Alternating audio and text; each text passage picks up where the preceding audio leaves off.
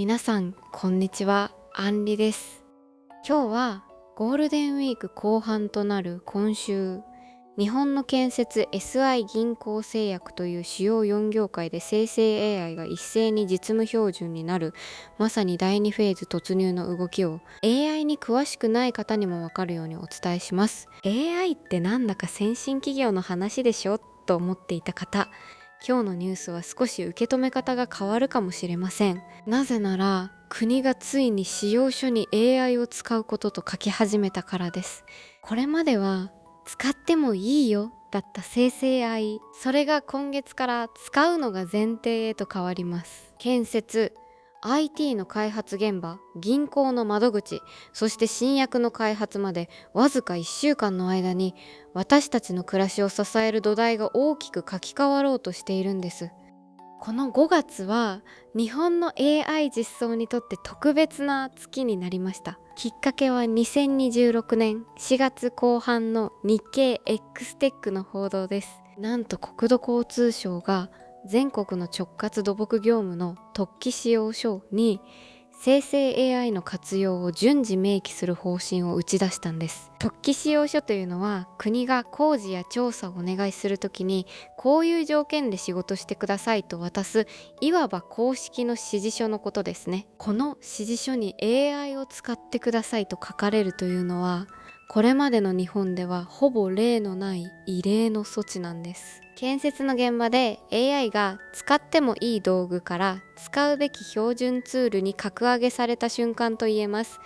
最初のセクションはその建設業界です。国土交通省の方針では建設コンサルタント業務、つまり橋や道路、ダムの設計をする業務などで発注者である国の側から受注者であるゼネコンや設計会社に対して AI の利用を促していきます。これまでも個別の現場では図面の自動生成や報告書の下書きに AI を使う動きはありました。ただそれはあくまで企業ごとの自主的な工夫、それが今度は契約書のレベルで AI を使ってくださいと書かれるようになるわけです。これはゼネコン現場の業務標準そのものが書き換わるという意味で非常に大きな転換点です。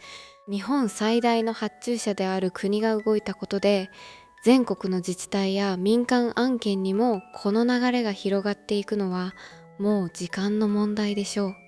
次のセクションは IT、SI 業界です。富士通が今年2月17日に発表した AI Driven Software Develop のプラットフォーム。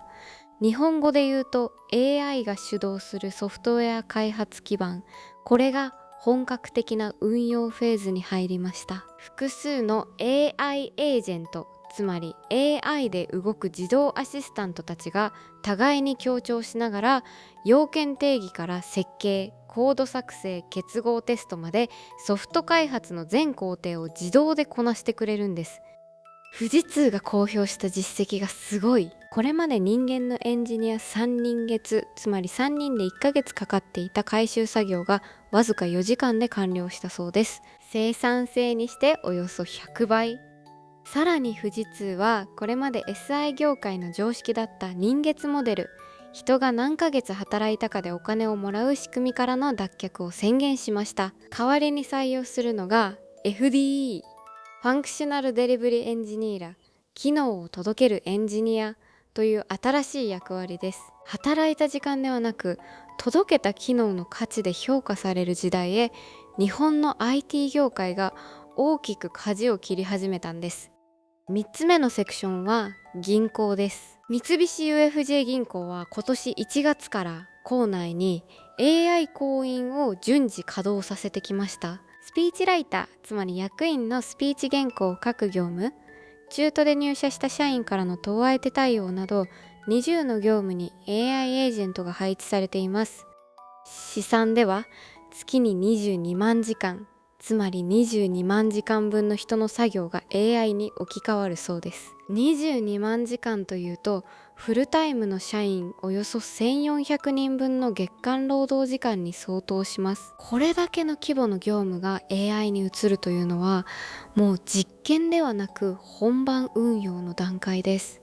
みずほフィナンシャルグループは全社員が AI を使いこなす文化を掲げ、三井住友フィナンシャルグループは今後5年間で500億円を AI に投資すると発表しました。3メガバンクの AI 戦略が出揃ったことで、日本の金融業界の標準が AI 前提に書き換わっていきます。4つ目のセクションは製薬業界です。第一三共と AWS、世界最大のクラウドサービスですね。その両社が手を組んだ AI エージェント統合型創薬基盤が2026年から本格運用に入ります。創薬基盤というのは新しい薬を作るための土台のシステムのこと。これまで薬の開発というのは候補となる化合物を何万も試しては失敗を繰り返す気の遠くなる作業でした。京都大学が試算したところ、この AI 基盤を使うと新薬の開発期間がおよそ4年短縮され、一つの薬あたり600億円のコスト削減が見込めるそうです。新薬一つの開発には通常10年以上数千億円かかると言われていますから、4年短縮600億円ゲーというのは破壊的なインパクトです。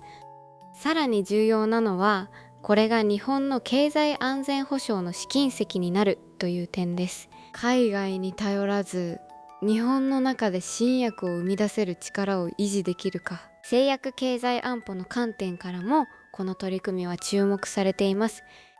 5つ目は補足のセクションです。同じくこの春から夏にかけて注目すべき動きがいくつもあります。マネーフォワードは7月に AI カーウォーク、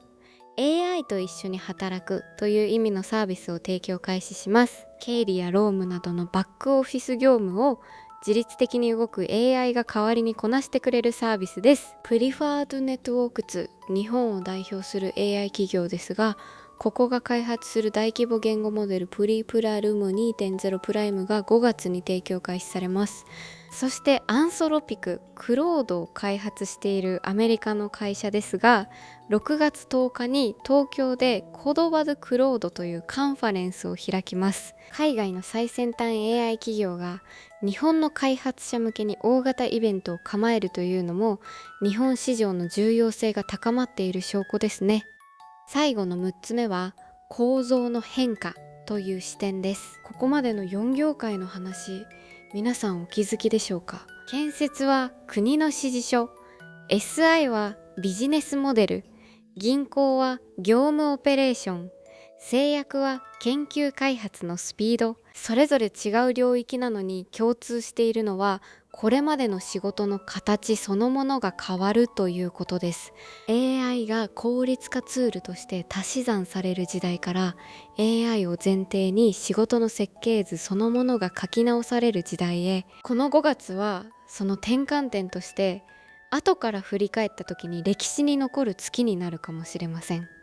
まとめます。今週、日本の AI 実装は明らかに第2フェーズに入りました。国土交通省は仕様書に生成 AI を明記し、富士通は人月モデルから FDE へ転換、三菱 UFJ は月22万時間を AI に任せ、第一三共と AWS は創薬期間を4年短縮します。建設、SI、銀行、製薬、日本の主要4業界で AI が使ってもいいものから使うのが当たり前のものへと位置づけが変わったんです。ここで視聴者の皆さんに具体的なアクションを3つ提案します。1つ目、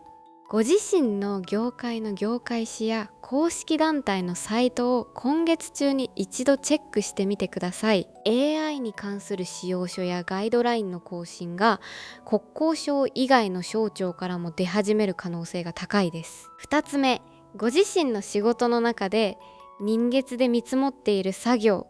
時間で測られている業務を一つ書き出してみてください。それは近い将来、富士通の事例のように AI で100倍効率化される候補になります。3つ目、今週中にチャット GPT でもクロードでも何でも構いませんので、生成 AI に自分の仕事の悩みを一つ相談してみてください。第2フェーズの本番は、